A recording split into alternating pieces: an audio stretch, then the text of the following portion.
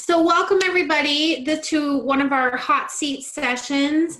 This is supposed to be a hot seat to do an outlining session, but our outlining person was not able to provide the information needed and show up. So this gets to be a general hot seat. That said, for those who wanted to know about outlining, I do want to point out that it's really important to think about outlining in terms of, and I see my students here, mostly my students here. Nicole is not a student yet. But the thing that we want to remember about outlining is it becomes a daunting task when we think about how to organize content that we already have or come up with new content. But when instead we're thinking about how to get the reader from point A to point B, when we're thinking about their journey and the promise we're trying to deliver, then working on the outline is much easier because now we have the goal of guiding them through the process. In class, I talk about how your reader is on a quest and you are the guide.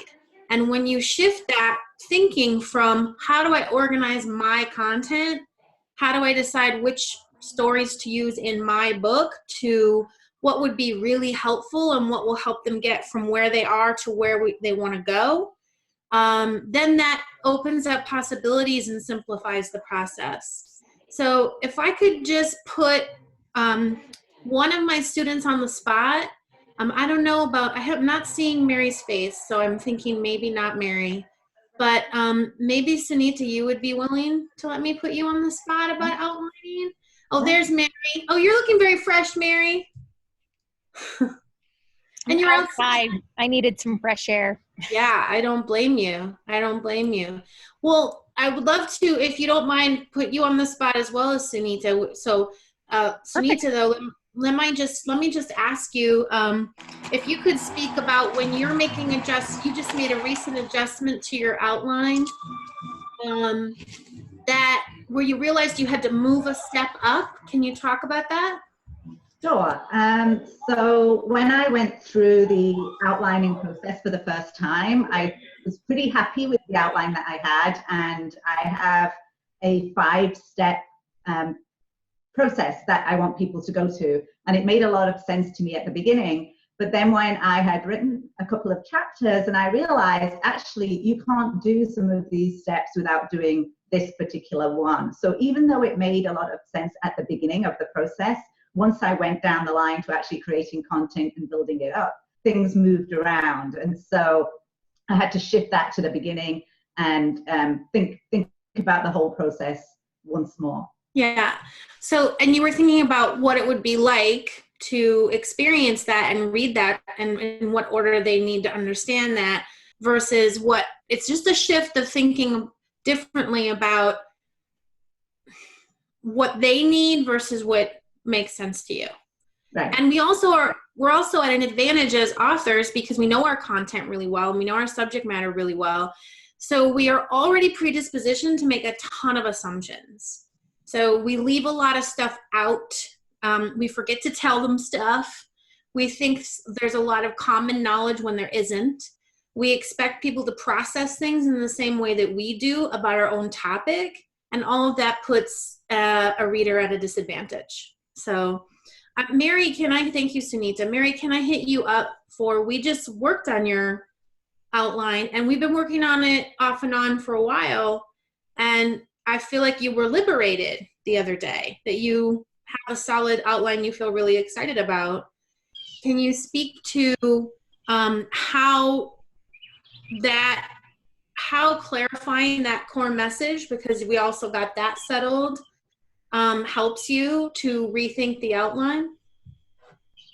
Yeah, so AJ knows this, just for the rest of you that don't, I started off with a focus on expressing your value to get recognition and promotion and to get the credit that you deserved. I was in corporate America and I had witnessed many talented, well-deserving individuals get overlooked. So this was a passion of mine.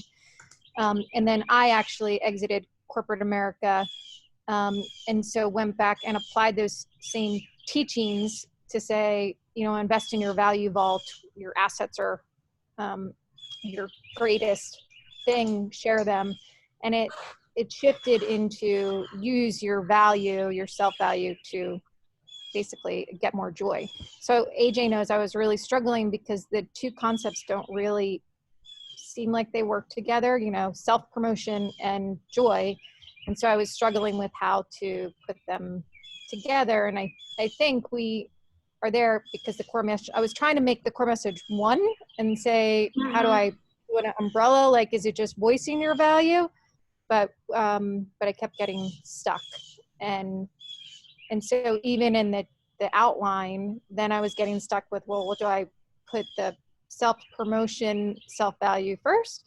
And then, so we don't actually get to my core message now until chapter 2, which is about the realizing joy through this process. And so it was harder than I thought. You're in the unique position of someone coming to your book because they're looking for ways to feel more appreciated at work, maybe get a promotion, maybe stand out more, but you're going to give them the sneak attack core message, which is, so you can't lead with it because then they'll think the book isn't for them, but you know it is for them because your insights are, you're writing a book for an earlier version of yourself, as we often do.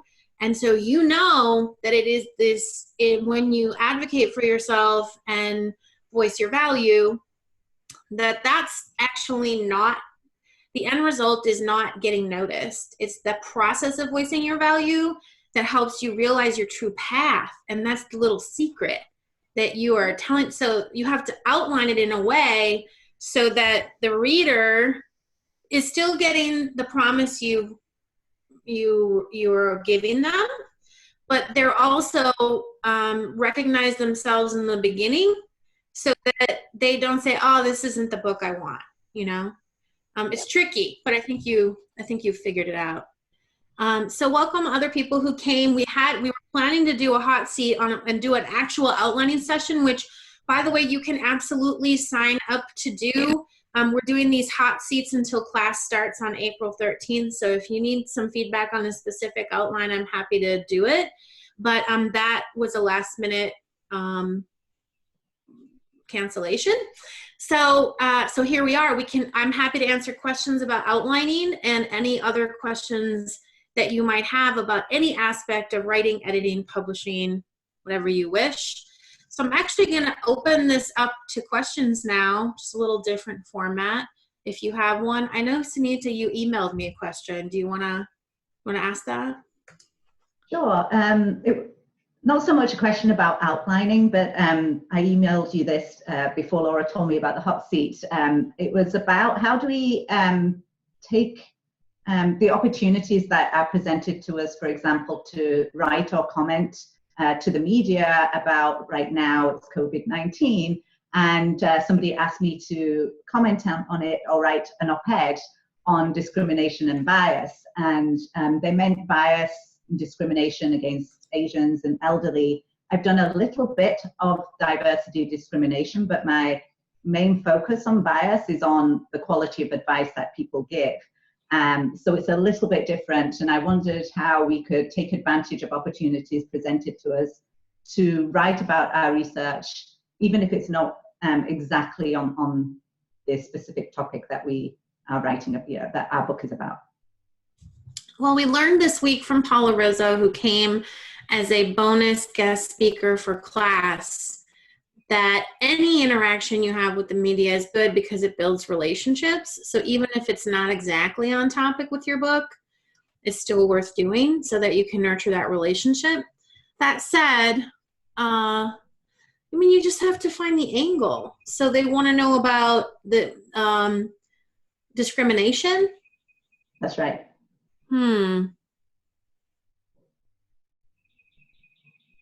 How does that play into trusting advisors? How does discrimination play into? I guess advisors might discriminate against certain types of, like, say, clients or patients or people that they come across in terms of you must be in this category, or I guess that you're doing this particular thing, or you're not doing this particular thing. And a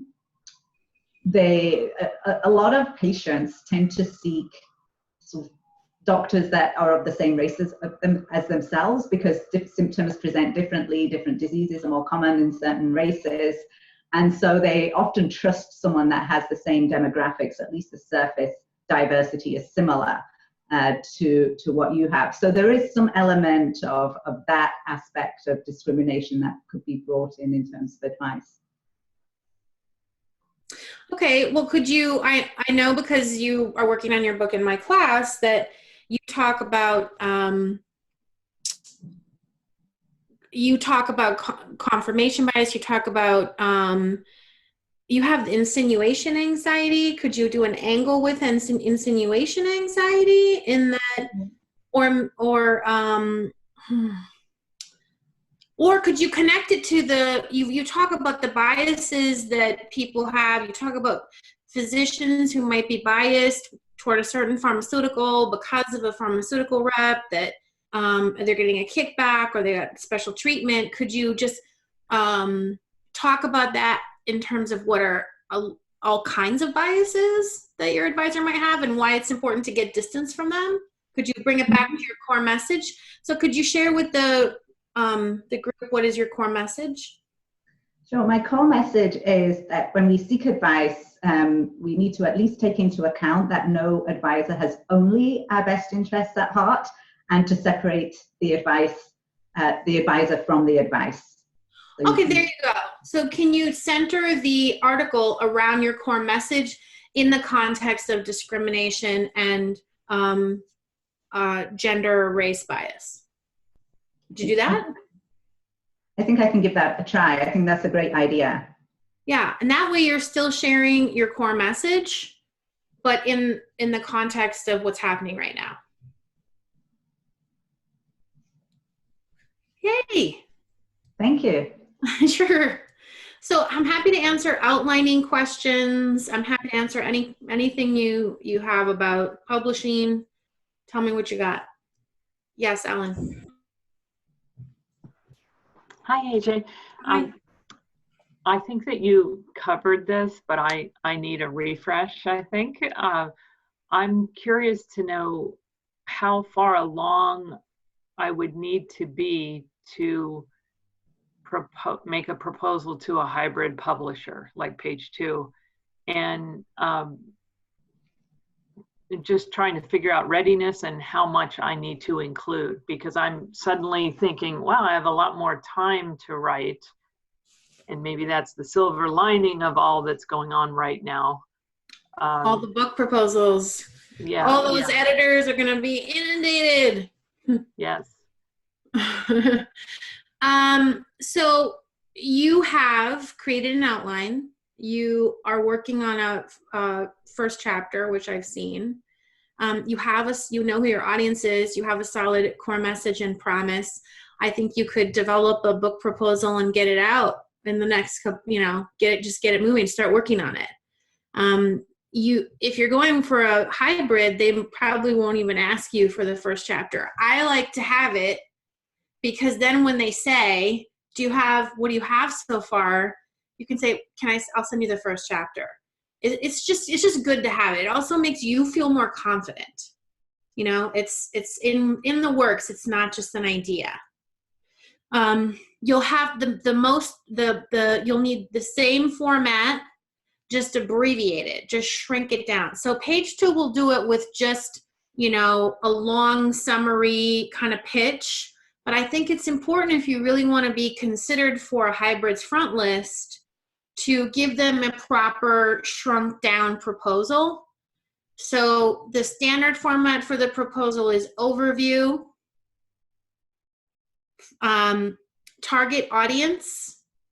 And remember that when you talk about your target audience, you want to talk about the demographics, and then also the psychographics. So what is driving them?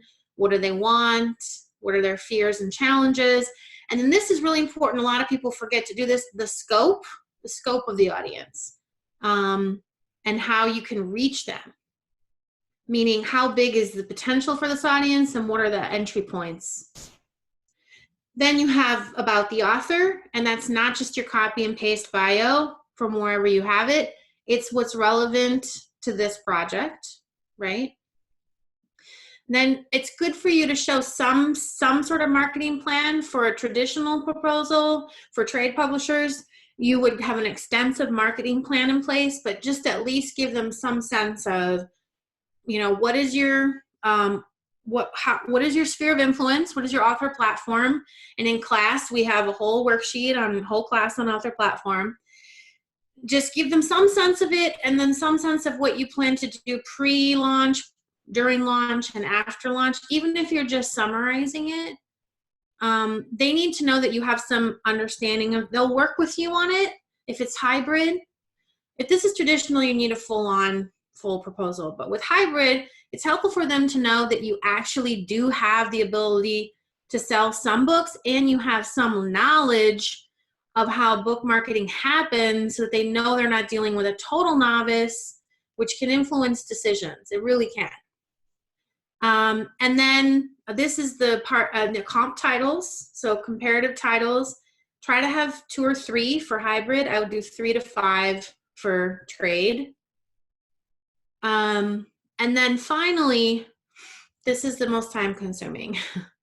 Your table of contents, and then each chapter with a breakdown of what happens in it. So you've got maybe a paragraph and then some takeaways from that chapter. This is the most time consuming because you really have to make sure that works. But you need it anyway. You're writing the book. So you might end up with maybe 5 to 10 pages versus 30 to 40 for an abbreviated version like that. Now, AJ, you've had proposals in the past that were, am I wrong, 22 pages? Wasn't like clockwork or something like that was? Oh, well, if sometimes, when I'm writing with Mike Michalowicz, we don't have to submit a full trade proposal for a follow-up book because we're already They part know, of the... they know what to expect from you and what you'll do. What Correct. you'll provide. Yeah. Correct. So it's basically pitching your editor that you already have about your next book idea. So they already know you. But then you would maybe add some other marketing. If you're trying to get your advance up from the last time, then you would definitely include more on marketing to show expansion of platform, new fresh ideas, other influencers you're working with. But the last one we did for this book, I don't think we put any marketing in there. Maybe we like a paragraph. I don't know. It was pretty short, this one. I think it was 3 pages. Yeah. But when you're starting out, as you know, many of our panelists are going to be, I think that's a really good benchmark to expect that you a minimum of 5 pages at bare minimum. But you know, you got to put the work in. But hybrid, you can, you don't have to go as extensive, is what I'm saying.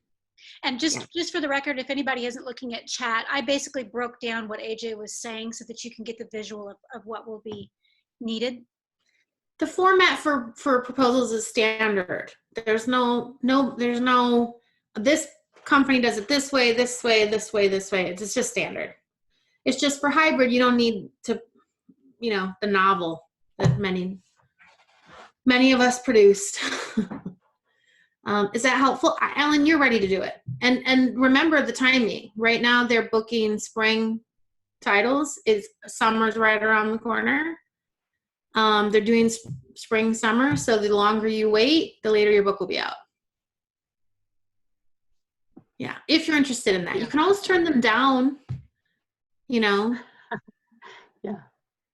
Yeah. Thank you. Very helpful. Any other questions around book proposals? Nicole? Is there a time of year that, based on your type of topic or what you're doing, is there a certain time of year you should be targeting for this, or does it even matter? I mean, it's both. I mean, there's certainly, if you're writing a book about New Year's resolutions, there's a certain time period. Obviously we have our, just like the movie season, we've got our summer blockbusters, and then the thinky stuff that comes in the fall right before the award cutoff. It's the same in publishing. It's more important that you allow yourself enough time to market your book than worry about the season it comes out. I personally would never release a book in December. People do it, but you're up against all of these heavy hitter books. You're up against the publishing industry pushing books hardcore for the holiday season. And people are not paying attention in the same way, especially if you're working on a book that's, not fiction, frankly, or not a celebrity memoir. Yeah. Well, who's your book for? Remind me. Yeah, so it's a book for leaders, business leaders, Yes. high growth mindset leaders. So, I think you could do spring. I think summer is a harder time sometimes because people are thinking about other things. But then again, all of the last 3 books we had summer releases for the last 2 books for Mike's books. Yeah. So I would say spring, summer, fall. Just give yourself 3 seasons and just avoid December. December is the only month I think people should really skip it. Yeah. Thank you. Sure. Ipshita had a question in chat. Did you want to address that, or do you want me to read it for you? No, it's okay. As a newbie, I am stuck when I want to write an outline. I work differently. I start and see where it goes. Oh, you're a pantser.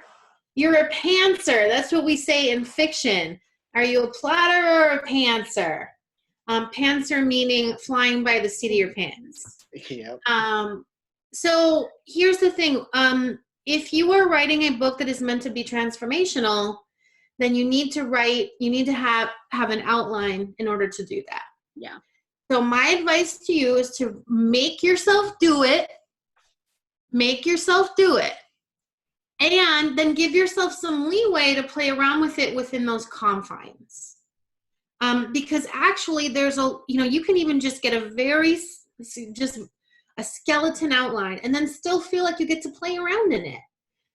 But it's really important that you're thinking about the reader and what they need to get what they want, this thing you're promising, and how that outline is critical. Otherwise, readers rely on structure. It's very helpful to them. It's very important to them. And you wouldn't, remember I said you're their guide? You don't want, imagine if you were going on a road trip and the guide was like, well, and you're like, okay, it's 3:00 in the morning and we're on top of a mountain and there's no gas station in sight and I haven't eaten for 17 hours.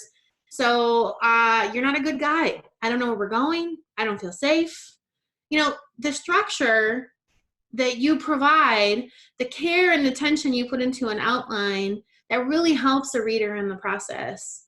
It's okay for you to explore your stories and play with content, but at some point you're going to have to just say, okay, what book am I writing here?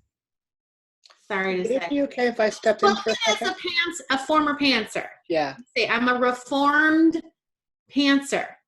So I understand how you feel. I used to say, why would I? Who's a reformed pantser? Sorry. Me. Oh, you. Okay. I'm a reformed pantser, and I used to say, why would I write it if I already know the ending? Now I say the opposite because I have written enough of these books. You will read books that you don't know why you're so frustrated by that book, but it's likely because that was not properly organized.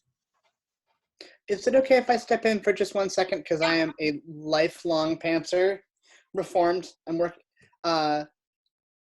Outlining, I thought it was going to be the worst thing possible. I'm still working on it, but I thought it was going to be the hardest thing, and it was going to stifle my creativity and slow me down. But actually, it is remarkable. I have this big pile, and instead of just kind of randomly throwing stuff at the wall and seeing what sticks where, because as a fiction author, as a pantser, you kind of have characters, and then if there's no outline, you kind of go wherever they feel like going and what your mood is, and really having a structure to take my pile of stuff and my ideas and put them specific places is so helpful, and it makes everything much more clear.